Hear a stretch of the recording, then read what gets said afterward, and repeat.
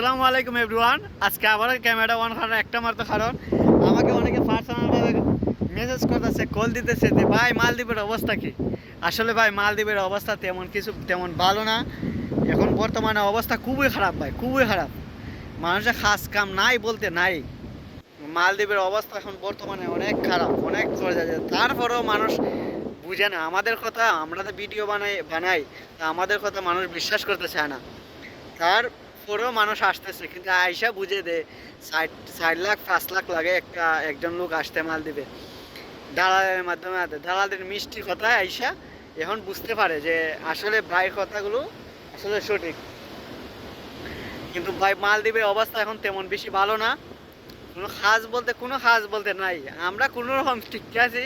আমরা company visa আছে বলে কোম্পানিতে কাজ করি বিদায় আমরা কোনো রকম ঠিক আছি। যারা নতুন আসতেছে তাদের কোম্পানির নাম বলে আনতেছে, কিন্তু তারা আসলে কোম্পানির কোনো নাম নেই বা এই নামে কোনো কোম্পানি নেই। তাদেরকে ফ্রি ভিসা, যে নাম ভিসার নাম বলা হয় যে ফ্রি ভিসা আসতেছে, কোনো কাজকর্ম নাই। আমার এই ভিডিওটা বানাবার মেন উদ্দেশ্য হলো, আপনারা অনেকে আমাকে মেসেজ করেন বা নক করেন যে ভাই মালদ্বীপের অবস্থা কি, একটু জানলে আমাদেরকে বলবেন। এই কারণে আমি ভিডিওটা বানাবার মেন উদ্দেশ্য এটাই। আপনারা সবাই জেনে বুঝে সব কিছু বুঝে আসবেন। আমার মনে হয় না আসাটাই এখন বর্তমানে ভালো। বর্তমানে যে একটা পজিশনে আছে বলতে মালদ্বীপে না আসাই ভালো। ওকে, আমার ভিডিওটি ভালো লাগলে সবাই সাবস্ক্রাইব করে রাখবেন নতুন নতুন ভিডিও পেতে।